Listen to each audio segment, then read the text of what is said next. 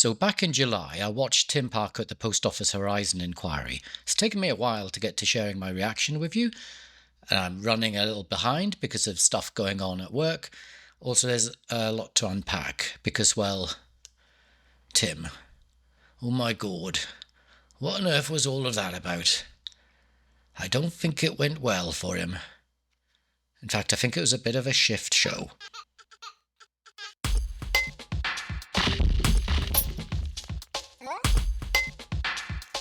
Now, I'm going to jump around a bit and bring together bits of his testimony that sat at different points during the day, so clips will be out of chronological order because I had to move things around a bit to reveal some of the things I think sat behind what he said and how he acted. I've also included a lot of those clips and extended clips because it was a while ago now since his appearance at the inquiry, so I thought we might need reminding of what he said.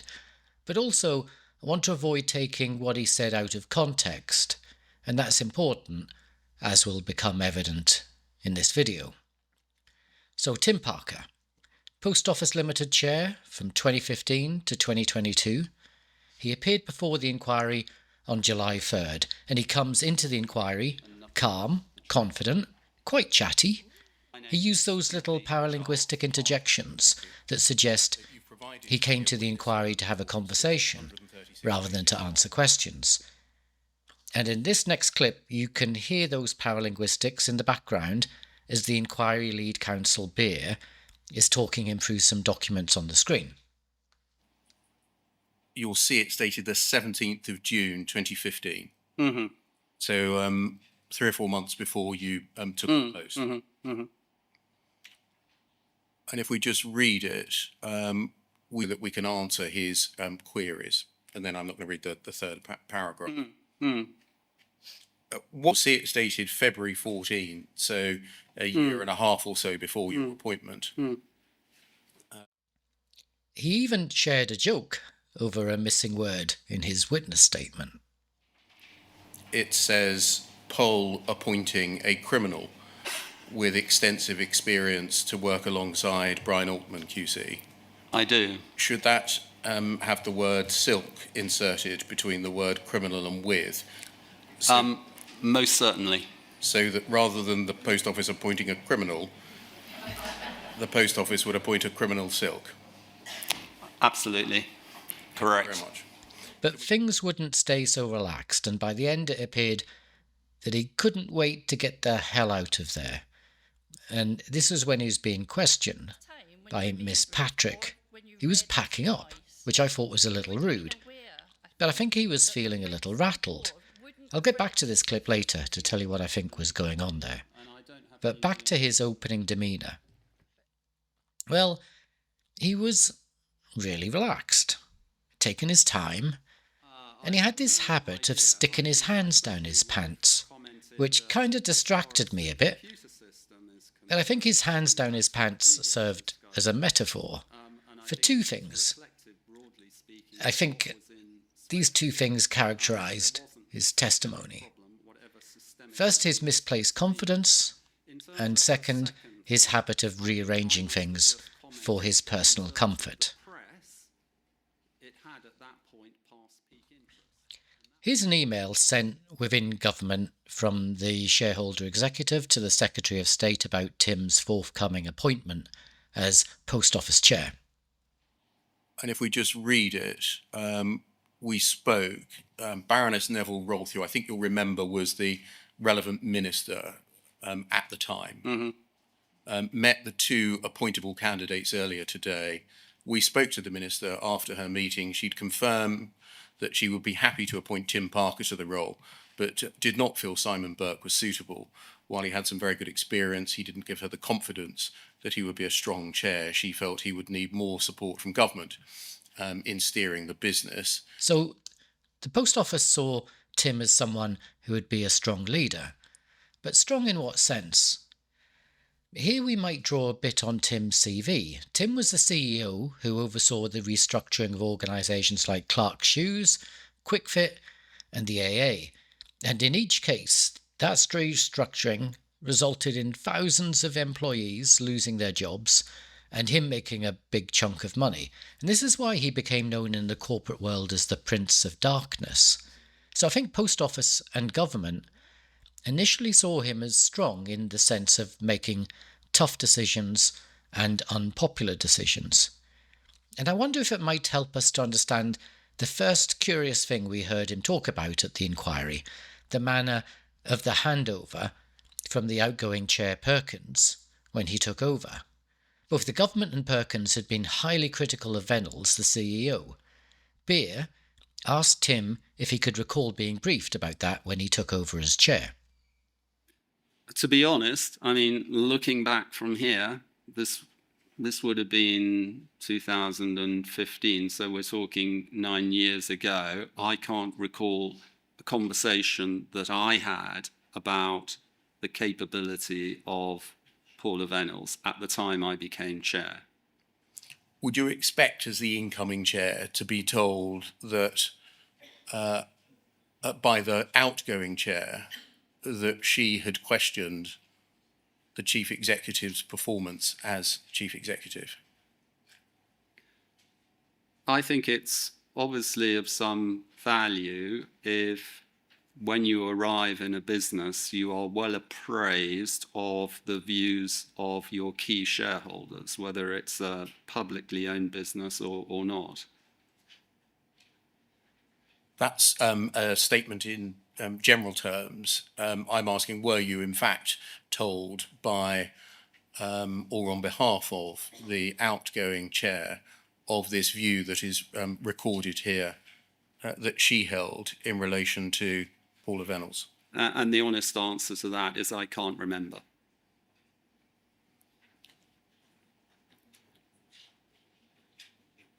Was there a handover? I met Alice for lunch before I began.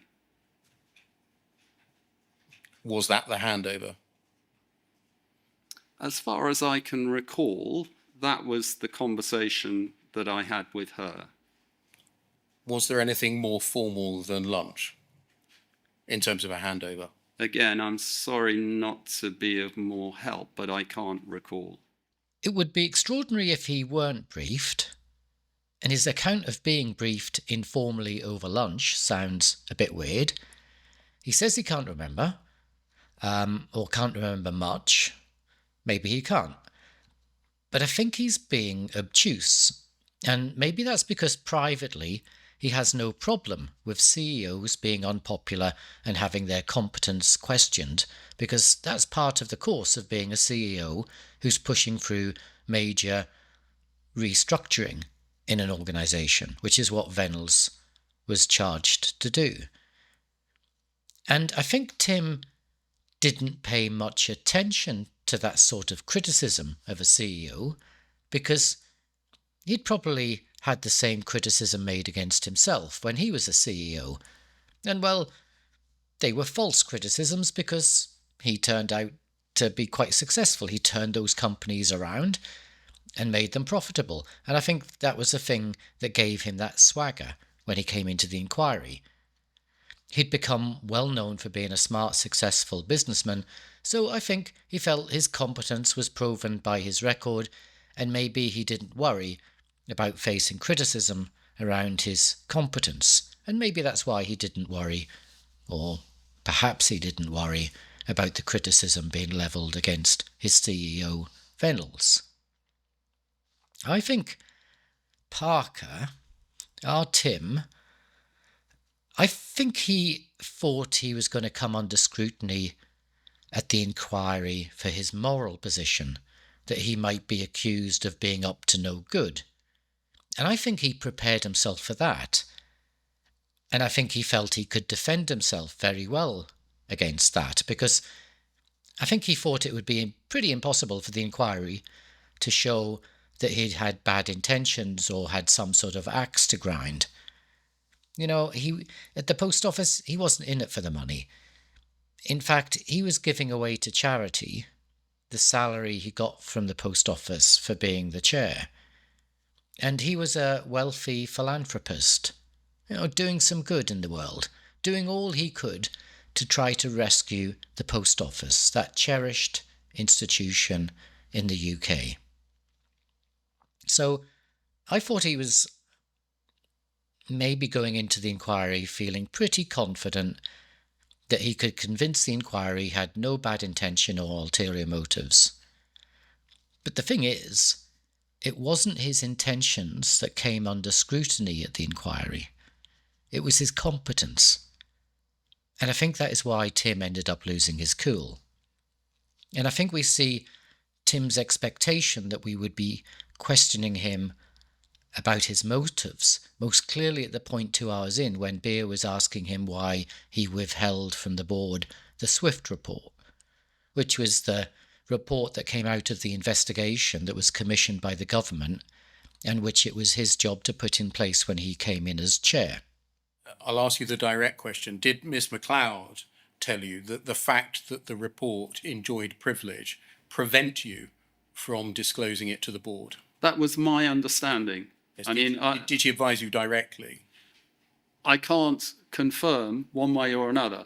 All I can do is look back and say, look, what possible motive would I have had at the time from hiding this report from my fellow board members, other than receiving advice that I shouldn't share it with my fellow board members?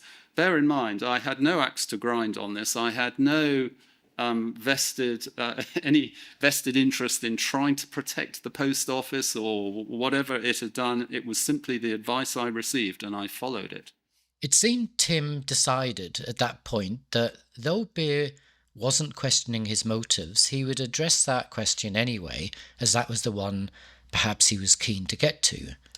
This was also where he was mapping out his reasonableness argument that he would often return to, which was that he was clearly acting reasonable and with good intention because he was following the advice he'd been given, which was legal advice coming from senior lawyers, i.e. he was following the law and as such was a good moral actor.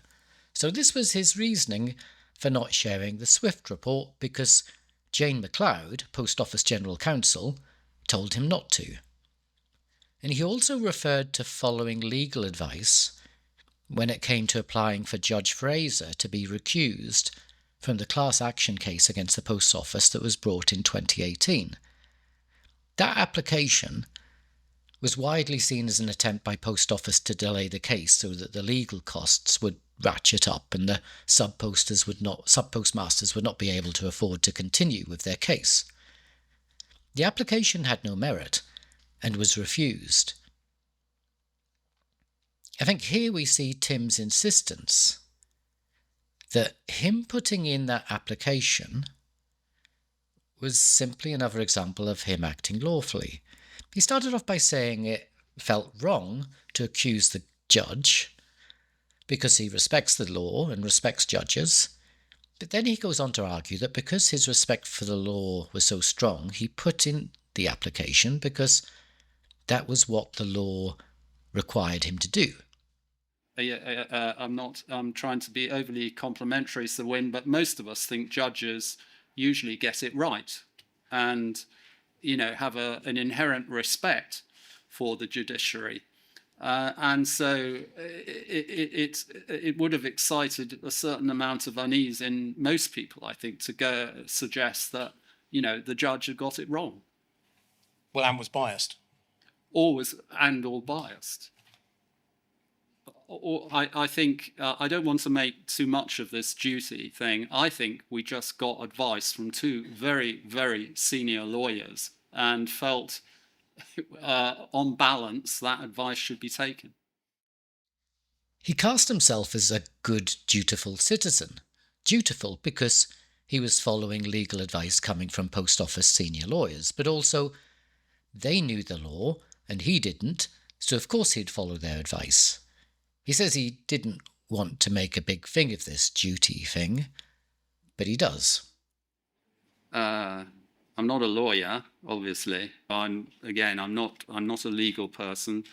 So I think we're back to this question of, in this kind of situation, which I had very little experience of hitherto, receiving advice from senior counsel on a legal matter, very strong advice, apparently, I took that advice. I think, I don't want to make too much of this duty thing. I think we just got advice from two very, very senior lawyers and felt, on balance, that advice should be taken. But here's the problem. He didn't always follow the advice of senior lawyers, particularly when those lawyers were not there to protect the interests of the post office. We saw this right at the end of the session when Mr. Henry was questioning Tim about the case of Mrs. Adedeo and about how the post office had made a written submission to the inquiry that had effectively branded her a criminal even though her conviction had been overturned by the courts. Tim's response is quite interesting. What is your view on the post office's recent written submission to the inquiry, effectively branding her a criminal despite her conviction having been quashed?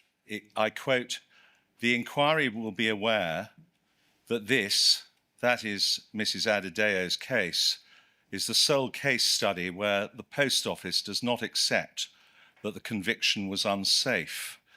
Do you unreservedly reject that victimisation? First of all, we haven't got the letter yet. And secondly, unless I have got all the facts at my disposal, Mr. Henry, I don't think you can expect me to, deliver a black and white response on this. And I'm no longer obviously at the post office, which precludes me a little bit from knowing what all the background is. All Tim had to do was to entertain a hypothetical and say that if what Mr. Henry, who is a senior lawyer, is saying is true, he would condemn what the post office had said. But he didn't do that. He decided he would challenge this senior lawyer and make up his own mind, make his own judgment.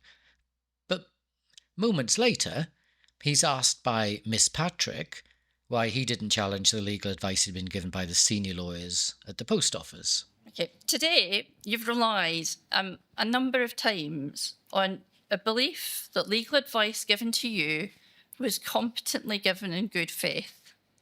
Did you owe any responsibility to the board and to the business and the government shareholder to actively question or challenge that advice you were being given? I think, as I explained earlier, to challenge advice of specialists invites the question, how do you challenge a legal opinion? And I don't have an easy answer to that. So he seems to listen to the advice he wants to hear and not to the advice he doesn't. And I also think he still entertains the assumption that sub-postmasters are up to no good, and I think that was revealed in those moments when he was being questioned by Mr. Henry. Now let's go back to that issue of how Beer was mostly questioning Tim's competency, not his morality. It was stupidity, not skullduggery, that was the implicit focus to Beer's questions. And I think once Tim realised this, he suddenly changed course. Where previously he relied on his inability to remember things, suddenly he gets his memory back. And in this next clip, you'll see how Tim's memory initially fails him, but then his memory comes back when Beer asks why he didn't share the report, the SWIFT report, with the government. And I think at that point, Tim realised it was his competence being questioned, not his intention, and that might be why he suddenly got his memory back. Can you recall that being said? It's not reflected in any of the minutes. I can't. What was your understanding as to the fact that the report was said to enjoy legal privilege insofar as distribution of a copy of the report or sharing the contents of the report with the minister or government was? I think that was a similar concern. And I should say that the legal privilege thing, I'm now beginning to recollect it a little bit more, was around the freedom of information mechanism. I did wonder whether the lawyers for the key stakeholders were sharing a wee joke about how Tim's memory seemed to return at that point, but who knows? Now, Tim had a few of those moments of memory loss followed by a sudden memory recovery, and we can see it again in this next clip when he's saying he brought a lawyer in to do his independent inquiry into the Horizon system. Beer asked him about this, raising the issue of it being an odd choice, given Horizon was a technical system, so a lawyer was perhaps not the obvious choice. Ultimately, the person that you asked to conduct the review was Jonathan Swift, QC, assisted by Christopher Knight, another barrister. Why was a decision taken to make this a lawyer-led review rather than something more technical? I suppose the answer to that is partly around the framing of the review, back to your previous point about responding to the complaints, and partly, I think, because the issues were not exclusively technical. And so what was a QC at the time ended up looking at 4 strands to the problem, as it were. Were the issues to be considered only legal issues? Well, I think it's fair to say that out of the Swift review came some recommendations that were not exclusively legal. Looking at it at the beginning rather than at the end, did you think when you were deciding we're going to get a lawyer to undertake this task, never mind the personality and fact involved, that the issues that required to be examined were exclusively or predominantly legal ones? I don't think I could comment on whether I had a specific view, but Ms. Parker, I'm just trying to pick away a little bit at why a lawyer was chosen. Okay. It could be because there are legal issues to be addressed. So I would hold on. Yeah. Or it could be, I want somebody with a first-class mind who is independent, and it doesn't matter whether or not the issues to be examined are legal. Yes. Can you help us? Yeah, I'll try. I think I had some CVs, and from what I can recall, Jonathan Swift had a very broad range of experience and seemed to be a person who was used to dealing with a number of different settings. And I believe from memory too that Christopher Knight had quite a lot of experience in the sort of, I wouldn't say IT world, but he had done work in that sort of area. So I wouldn't say the QC was in the frame just because he was a lawyer. I would say it was a mixture of things. A lawyer, someone who was used to investigating, and somebody who could, I think, with some help, organise a good sort of report, yeah. And you can see Tim resetting when he was talking through his decision to bring in a lawyer. First he said it was because they were dealing with complaints. But he was fumbling around with this answer, and I think he knew things were not going well. Beer then gave him an out, and Tim didn't realise, and he was still fumbling around until Beer insisted on talking over him, and at that point, I think Tim realised he'd been gifted a more reasonable explanation from Beer, and that seems to reset his memory. He now gets his memory back. With such clarity, he can even recall the details from these people's CVs. I think when Tim finally worked out that it was his competence, not his motives, that was the main focus of the questions, it changed his whole demeanour. He was no longer quite so affable, no longer quite so relaxed.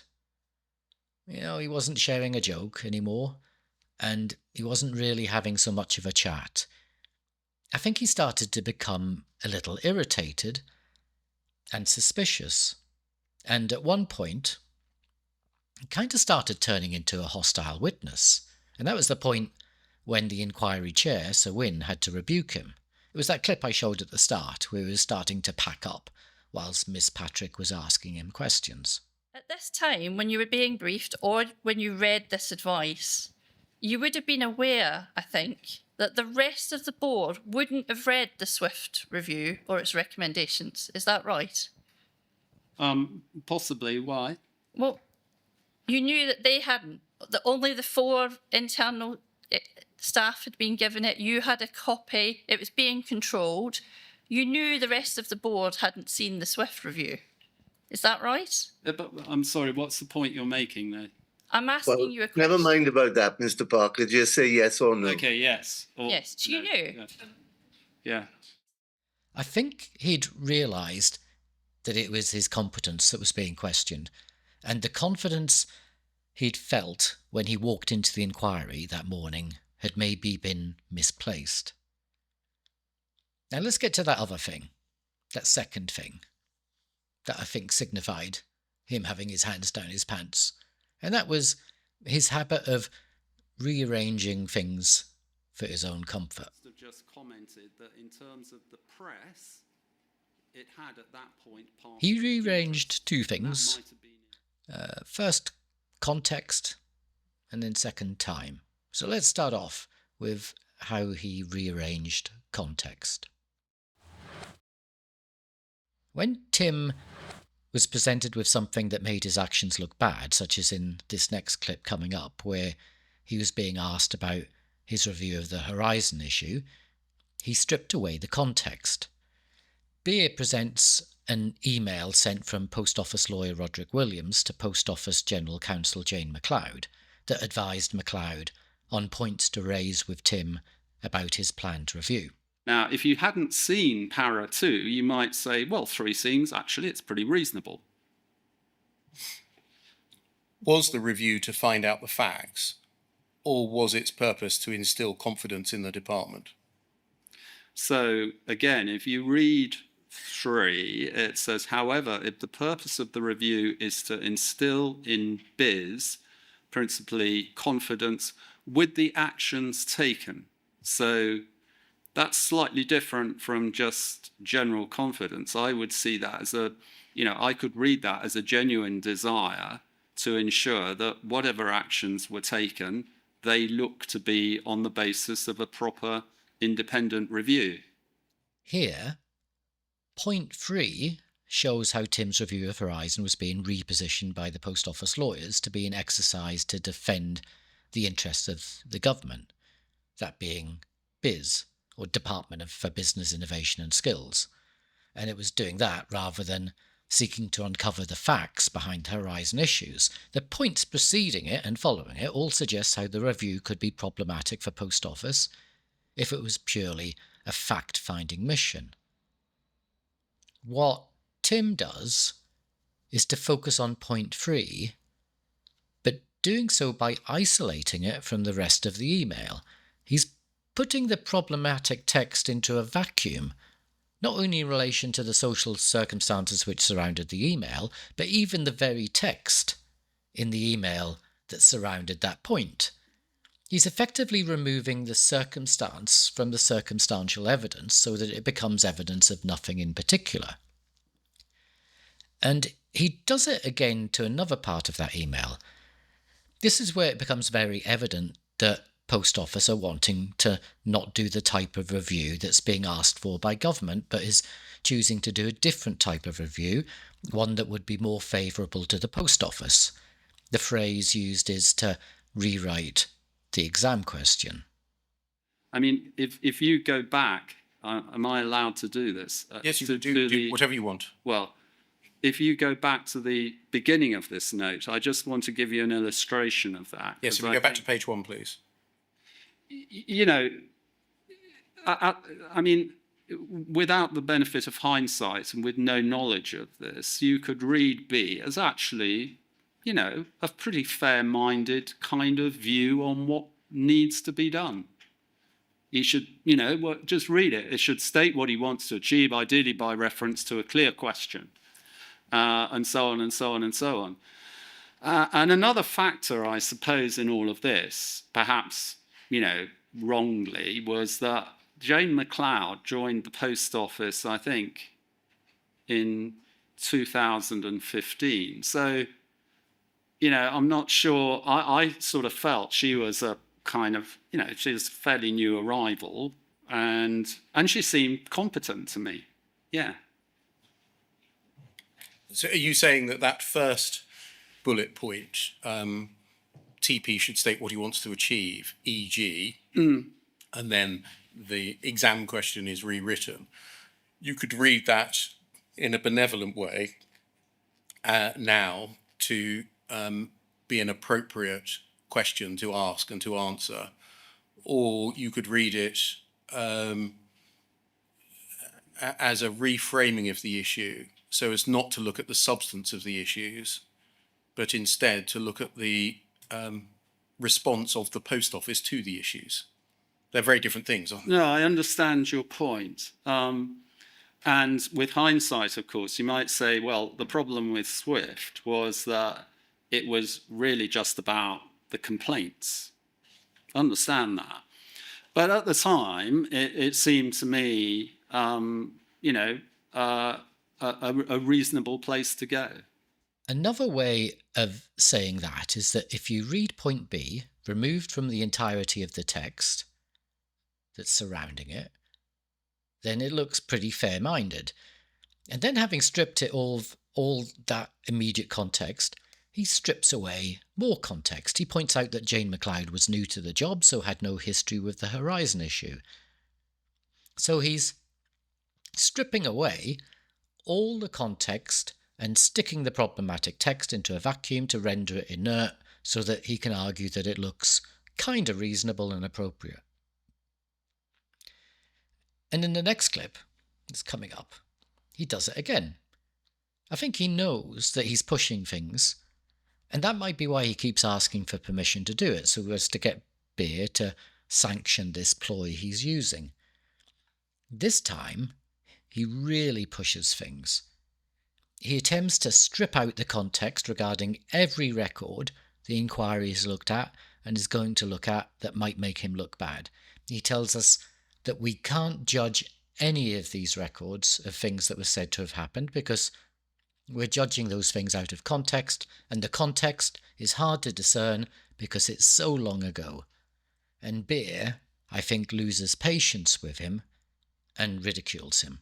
May make one general observation about this sort of backward-looking, what were people doing 8 years ago type thing, that you can only look at the evidence that you have on a piece of paper, and people write sentences which can or cannot reflect truly what was going on. So I'm not here to, doubt what's actually written here.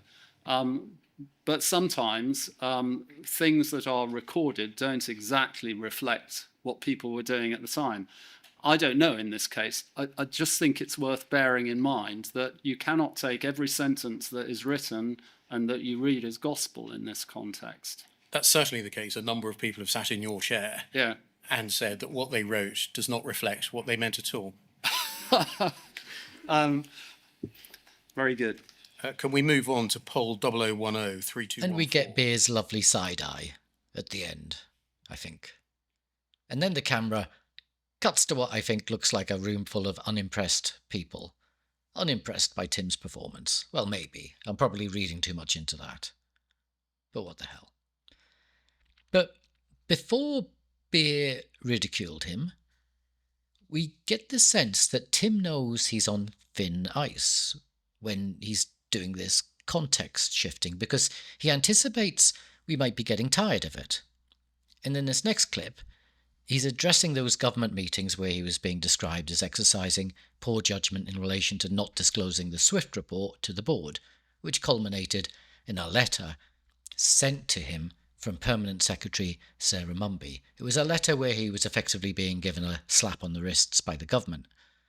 The inquiry had finished looking at that letter, and we were moving on to the next piece of evidence to consider, but Tim decided he wanted to stop proceedings so he could go back and recontextualise that letter.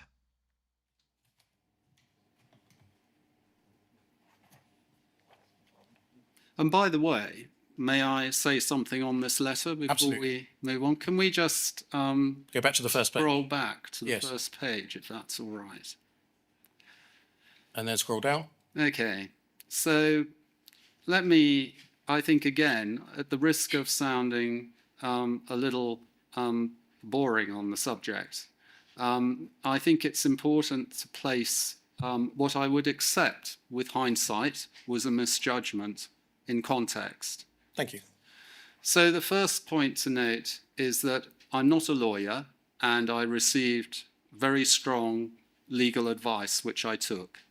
The second point is that I did that in good faith. I had no reason to deliberately hide this thing or chuck it into the long grass. And the third point to make is that it's easy in the context of this inquiry to imagine that all the chairman is doing is looking after issues to do with Swift and looking after issues to do with Horizon. And I have to keep reminding you that that is not the case. There's an awful lot going on in this business and an awful lot of stuff that needs addressing. So having had, slap over the wrists from this, I can perfectly see the response. But I think I'd just like you to bear in mind that there is context to these things, and it's sometimes easy to overlook that. He wanted to shift that letter into a context that would make him look good. Well, to look better anyway.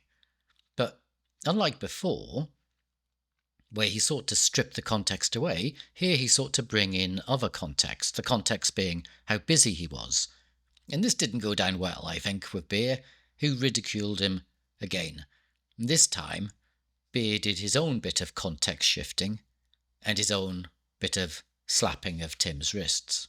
I think that context should include that when you started working as chairman, you were working for 1.5 days, a minimum of 1.5 days a week. We can get into a discussion about what makes an effective time allocation. I was just asking the simple question, Mr. Parker. When you started, you were on a minimum of 1.5 days a week. Are you asking me that as a question of fact, are you? Yes. Yes. And then also a question of fact. In November 2017, you asked for that to be reduced to 2 days a month, didn't you? I did. Can I also, as you've asked the question about time, just explain to you a little bit about the perspective of being a chair and time and what makes an effective chair? Based on the experience that I've had. Now, let's not indulge Tim by hearing his self-serving explanation as to why we need to think of a chair's time as somehow different to our time. But Tim, if you're saying you didn't have time to keep on top of all the problems, you can't then say you wanted to fix all those problems when you're also wanting to reduce your hours. Unless, of course, you're the problem, in which case reducing your hours might indeed help. Actually, it gives us a clue as to something else that was going on here. Tim was trying to turn his time into something different from ours through shifting time. He shifted time in two ways. First, he removed it. When he was being asked what he was doing at the time, he essentially replied by saying there was no time. That's the "we were very busy" response. Mention. Again, I have to put in context some of my answers here. Previous context I've given you is the post office wasn't just about Horizon. There were a lot of other very serious problems which I and the board were contending with. The context I'd give you on this is that I believe in 2021 we had 60 board meetings, something like that, to do with the fallout from this whole thing. So whether anything happened as a consequence of this, I can't tell you for sure. What I can tell you is that the amount of time and work and effort that I and other board members put into trying to essentially reconstitute this whole business from top to bottom might have allowed one of these things to sort of, just evaporate without anything happening as a consequence. So I can't tell you for sure what happened, but I can tell you this was an incredibly, incredibly busy time. But he had another way of playing around with time. It wasn't to remove it, but to shift it, to swap one time for another, and it was shown by a word that Tim was very fond of using. Here's my view with hindsight about, without the benefit of hindsight and with no knowledge of this, you could read B as actually, with hindsight, of course, you might say, well, the problem with Swift, again, with hindsight, you might say, well, the minister's letter was all about the system. I think with hindsight, it does look that way. You know, with hindsight, one's apt to see that there are forces at play here. Again, the result with hindsight might not have been satisfactory, because with hindsight, you're right, there was potentially a decision to be made, but I do feel it's quite a fine hindsight judgment to have made that this is a significant error of judgment. Hindsight. That thing where if we had the benefit of knowing then what we know now, we would likely have acted differently. So he asks us not to judge him based on what we know now, but based on what we knew then. So, you know, with hindsight, one's apt to see that there are forces at play here trying to subtly shift the emphasis on things.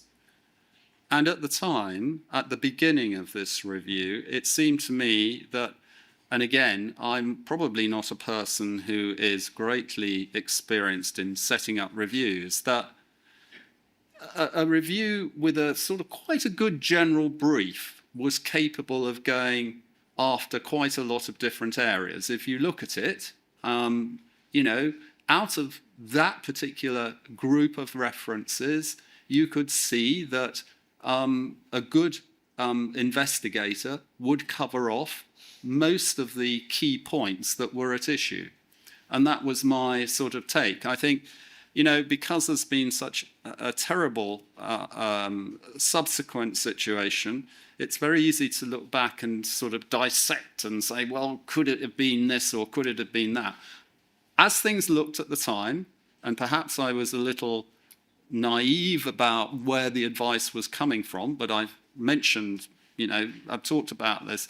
It didn't look a bad set of terms of, well, not the terms of reference, but it didn't look a bad sort of brief, if you see what I mean. Here, Tim was trying to explain why his review into Horizon shifted its focus away from looking at problems with the system and narrowed down to only looking at how Post Office handled past complaints about the system. So what he's saying is, well, yes, it does look bad now, but back then it didn't, because back then I didn't know all of the terrible stuff that had been going on.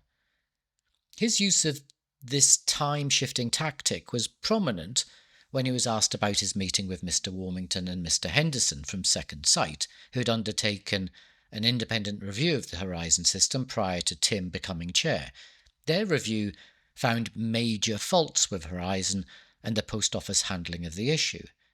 The meeting was attended by himself and Jonathan Swift, the barrister he had recruited to undertake Tim's own review of Horizon commissioned by the government. Warmington remembers that meeting and gave evidence on it, which Beer reads out, but Tim apparently doesn't remember the meeting. Mr. Warmington says, we held nothing back at that meeting. Indeed, Mr. Henderson later characterised it with the words, quote, we gave him both barrels.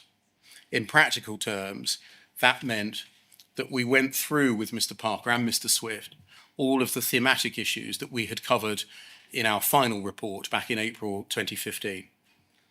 Does that trigger a memory in you that they were particularly forceful in what they said to you, i.e. we gave him both barrels? I'm sorry not to be of more help, but this is 9 years ago. The answer is no. He continues, we made it perfectly clear that the rebuttal report that Post Office had immediately issued alongside our final report was utter nonsense, and that were he to be deceived into placing reliance on it, or worse still, endorsing it, the consequences would likely be very dire. Do you remember a meeting of that type, i.e. you had two gentlemen who had been independent investigators coming in and saying words to the effect of the Post Office rebuttal report, i.e. the rebuttal to their final report, ought not to be relied on? I don't. I think, again, my recollection of this meeting is just not... I just don't have a recollection of it precisely. Given Swift was at the meeting, Beer asked if perhaps Tim was just passing the responsibility of thinking about the second site findings over to Swift. Beer put Tim's decision into context, at least he tried to, and Tim immediately tried to pull it out of that context through throwing in an odd phrase, which was a hindsight characterization. What were you going to do with what you had been told? I think my mindset at that point was to allow Mr. Swift to do the work and produce the report. I don't think I took out of that meeting, because actually, as far as I'm aware, I didn't do anything immediately. I don't think I took out of this meeting, I've heard these people, I'm about to go out and do something. Let's do the report and let's see where it goes. I.e. the meeting was held in the context of somebody undertaking a review, and the person undertaking the review ought to pay regard to what was said, rather than you do anything independently. I mean, honestly, I think this is a bit of a hindsight characterization of a meeting at the time where I was quite early still in the business and would have just been doing a lot of listening. So I'm not sure out of it, I just moved on with the review. Yeah. Hindsight characterization. It's an odd phrase, but it's interesting. I think it was shifting our attention away from the actual context, because that context made it appear he was passing the buck and just handing over responsibility to Swift to either do something or not do something in response to the second site report. I think Tim was trying to shift the scenery in a way that would make his actions look more reasonable. And Tim then launched into laying out the context he wants us to consider his actions in, that he was new to the job, and that when you are new to the job, you're still learning from people and you don't barge in and start demanding change. Now, in this next clip, we see how he relies on that concept of hindsight to get him out of tight spots, particularly when he felt he was being criticised for being incompetent.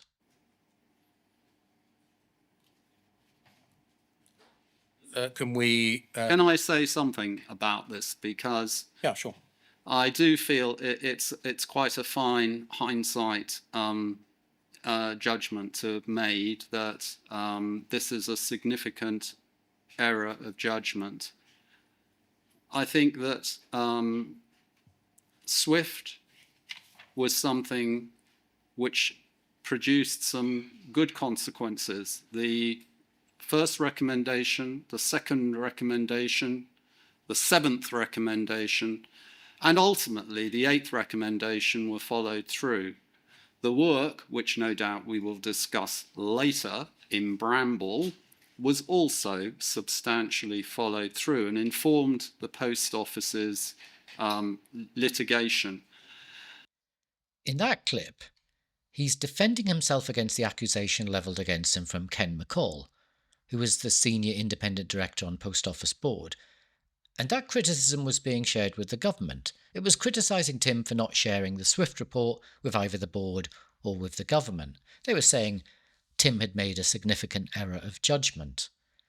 Tim responds by going on for quite a bit, basically saying that, hey, it all came out in the wash in any case. The things that were recommended in the Swift report that, okay, I didn't share with anyone, well, they were all eventually followed through on because it all came out in the court cases where Post Office was litigated by the class action suit brought by the sub-postmasters. Beer responded with the ultimate takedown.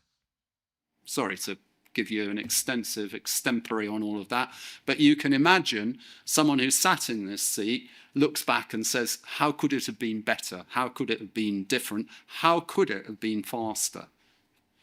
Are you saying by that answer that it needed a group of brave and determined sub-postmasters to hold the post office to account by bringing the post office before a court, and that the post office was incapable of doing it itself. I think Beer saw through this hindsight tactic and decided Tim deserved to be ridiculed again. Now, before I finish, I want to bring in two other things. One is his apology, or lack of apology. But before that, I want to talk about Tim's scale of justice. Did it ever occur to you that the SPMs who ended up being prosecuted or milked for shortfalls were hardworking people trying their best to put food on the table for their families in their own self-reliant way? And therefore, why would they resort to stealing from their own businesses?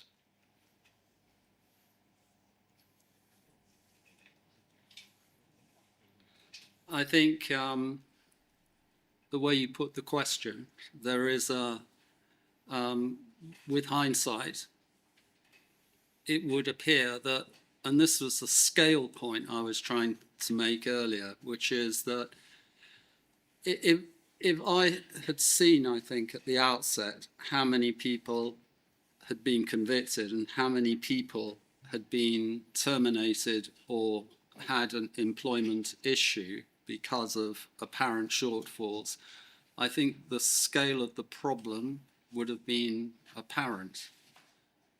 And I think part of the lack of response or immediate response partly came from this apparent scale, if you like, of how many people there were relative to the population of sub-postmasters. But you're absolutely right. I mean, you know, when do you start to question whether people are honest or not? How many people do you need in a population before you think, well, can't be the case, they're all crooks or whatever? So Tim used hindsight again in response to Mr. Henry, lawyer acting on behalf of the sub-postmasters. And Tim then said about this issue of scale, a thing he'd been trying to tell us was an important thing to consider. What he's saying here is that it would take lots of people rather than one or two for him to have considered that perhaps something was wrong. He was also suggesting a normative-based approach to considering if someone was guilty, rather than a criterion-based or evidence-based approach. So what he's arguing is that, well, a certain percentage of people are bound to be crooks, so as long as it seems that percentage is sitting where it should be in our organisation, then those people must be crooks and there's nothing more to be concerned about. No need to wonder if any of them might be innocent. That's a terrible way of looking at things, and as far removed from the principles of justice as you could imagine. But it also might be a very revealing answer.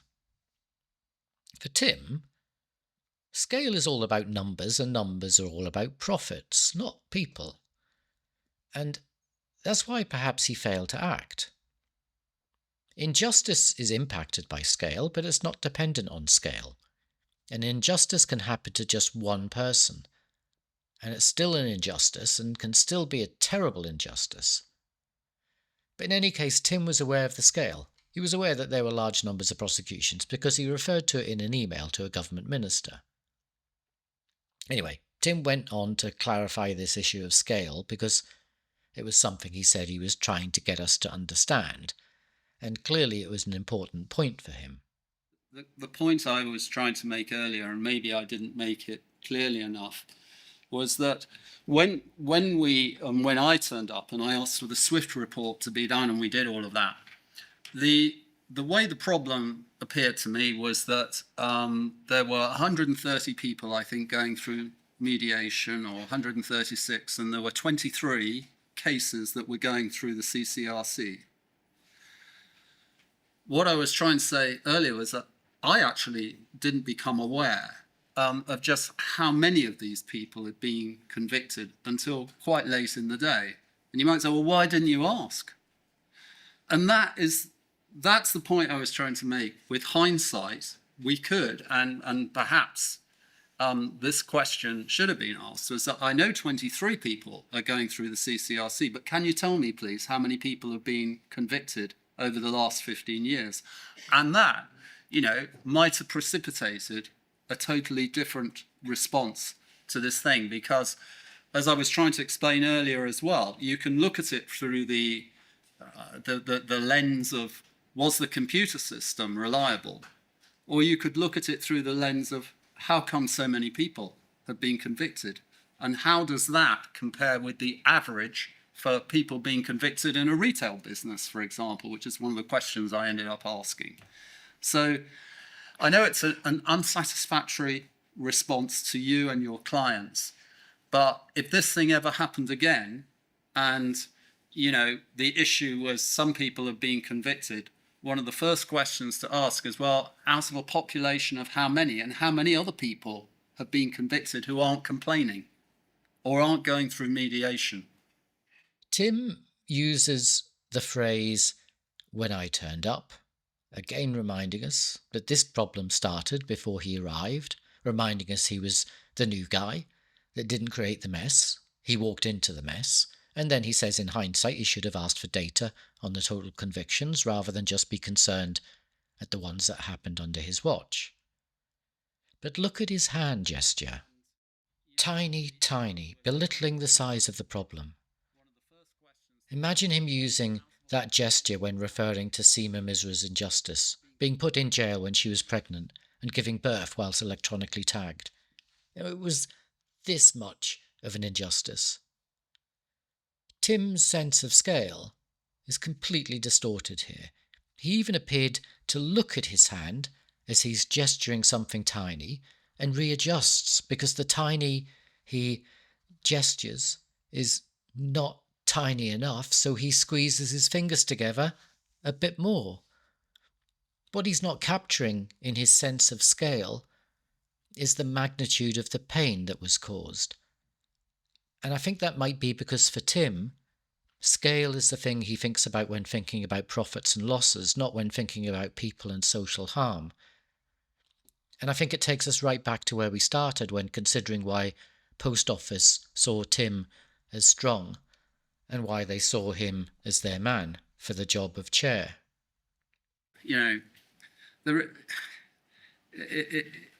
I've tried to, when you get a business that is so upside down in terms of its structure and its relationships, I can see why you're asking the question. But from my standpoint, I felt the game, we just needed to change completely. It's impossible to run an organization, just clear everybody out, as I hope, is obvious. But Tim, that's what you do. You're attracted to organisations that are in a mess. You come into them, confirm to everyone that yes, you're in a mess, and then you provide your solution to clear people out. But you're the one who gets it upside down. You see it as impossible for a messed up organisation to function with all those workers at the bottom, whereas I see it as impossible for a messed up organisation to function with all of those incompetent people at the top. You find it unimaginable to cull the executive, but you see it perfectly reasonable to cull the workforce. That's what you do. That's why you become known in the business world as the Prince of Darkness. And maybe you were brought into the post office to help with the clear out. Post office and government were talking about the need to close down some branches as the way to make the post office profitable so that it could be sold off to private investors. And I reckon that's why you were their man for the job. And when you came in, what did you find? Well, there's this system called Horizon that some sub-postmasters were complaining about. And the post office lawyers, audit teams, and internal investigators had been swooping in, accusing those sub-postmasters of theft and dishonesty, and using the criminal justice system to empty out their pockets and clear them out of the organisation. And you could sever their contracts and close down their branches without ever having to pay them compensation. And when the communities complained about losing their precious post office, you could say, wasn't us, it was your sub-postmaster. That person you trusted, well, they've been thieving off you, so we had to close them down. Might we wonder whether you thought Horizon was doing the job for you? It was downsizing the organisation, not on the scale you needed, but hey, it was moving in the right direction. Might explain why you were so slow to act to stop the injustice. But I'm being a bit cruel towards you. Maybe I'm being a bit unfair. So to be more kind, maybe you were slow to act because you were slow to understand the disgusting immorality of what was happening, and maybe that was because the work you do when you restructure organisations causes social harm, those thousands of people who lose their jobs, and you've maybe become numb to that because you've had to convince yourself that the harm is offset by the good, with the good being increasing profits to satisfy investors. And perhaps with the post office scandal, you were numb to the immorality, and that meant you didn't spot that not only was it immoral, but it was also illegal. And maybe you were so slow to act because you didn't see the harm in numbers, and you lost your sense of scale and justice. I don't know. It's just how it looks to me. Now let's finish off by looking at Timothy's apology. That's me, by the way. I'm sorry, sir. No, it's not you, Timothy, not our Timothy Lumsden. It's a callback to the ancient past, 1980s UK. For all of you old people out there like me. Anyway, our Timothy Lumsden, he didn't have trouble saying sorry, but our Tim Parker, well, he didn't want to say sorry. So, the subject of apologies is quite interesting because today I was toying with making an opening statement. Stand up, you say, I'm deeply, deeply sorry, as many people have done. And there ensued a discussion with people, should I do this? Because, I would like to say sorry. And the response I got was that, well, you could do this, but actually, people have kind of got a bit tired of that and it all rings a bit hollow. And you're probably just going to annoy people more than really give them any sense of your real desire to say sorry. And I'm afraid in these circumstances, it's very hard to either prove that your sorrow and apology is genuine. It's hard to find language which, if you attempt to express it in the extreme, just sounds as if you're being hyperbolic and simply trying to get effect.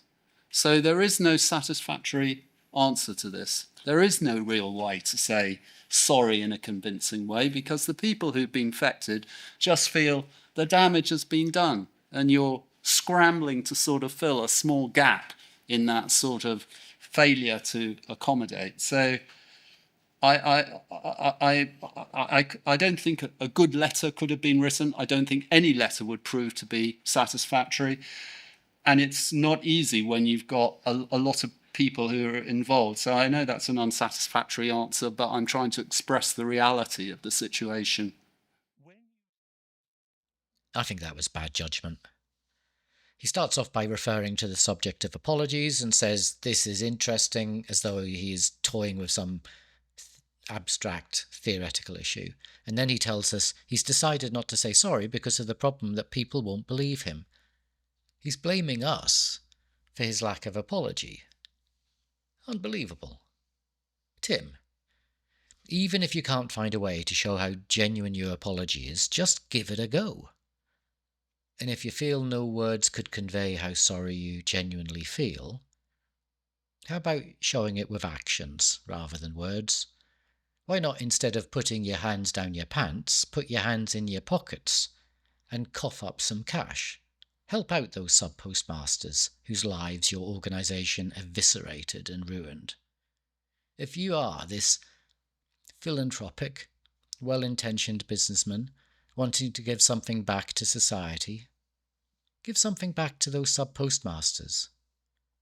And who knows, Maybe one day you might shift in the right direction, such that you won't have to be our Prince of Darkness anymore. Now let's wrap up with a brief conclusion. It's been a very long video. I'm so sorry. So Tim was shifting things around all through his testimony to his advantage. Now, shifting context can be a useful thing to do because it gets us to see a thing in a different light, but Tim was doing that out of self-interest, to make his actions look reasonable. Now, it's hardly surprising that he would try to portray himself in a good light. I don't think we can criticise him for that, really. The bigger problem is that the test of an action being reasonable is not to shift it out of its given context until the action looks reasonable, but is to ask if, in the given context, that action would have been what a reasonable person would have done. And I think he fails that test. He also shifted time around. He told us not to judge him based on hindsight, not to judge him based on what we know now, but to judge him on what we knew then. But what we know now was known then. At least it was known by the post office. It was known that there were faults with Horizon. It was known that there were prosecutions that were unsafe. And it was known that this was happening to large numbers of sub-postmasters, with devastating consequences. Actually, it's worse than that. Post Office actually knew more back then than we know now, because they haven't been disclosing everything to us at the inquiry. Various senior staff are telling us they can't remember what they knew back then, and apparently they didn't keep sufficient records, and when they did keep records, those got lost or destroyed, maybe even purposefully. Shredded, so that we wouldn't know now what they knew then. So, Tim, the hindsight argument doesn't hold. Hindsight isn't the issue. It was your lack of insight and lack of oversight. Post Office knew about all of it, and the fact that you appear to know almost none of it points to how you weren't on top of things. You failed to ask the right questions, and you failed to think critically about what you were being told and what you had assumed. Okay, let's finish up there. This one has been a really long video. Do let me know if it was too long. If you want more videos on the Post Office scandal, also let me know about that too. I'm still working my way through the comments from previous videos, so there might be some suggestions in there for what I should turn to next. I think I'm about a month behind in my replying to comments. I'm so sorry. I will get to replying. I really appreciate you posting comments, and thank you for being patient with me. Hopefully I'll be back up to speed soon. Oh, and if you want to support what I'm doing here, remember to like and subscribe. I don't make money from these videos. I just do it because I'm paid as an academic out of the public purse. So I want to make sure the public gets to see what I do. Anywho, till next time. Ta-da.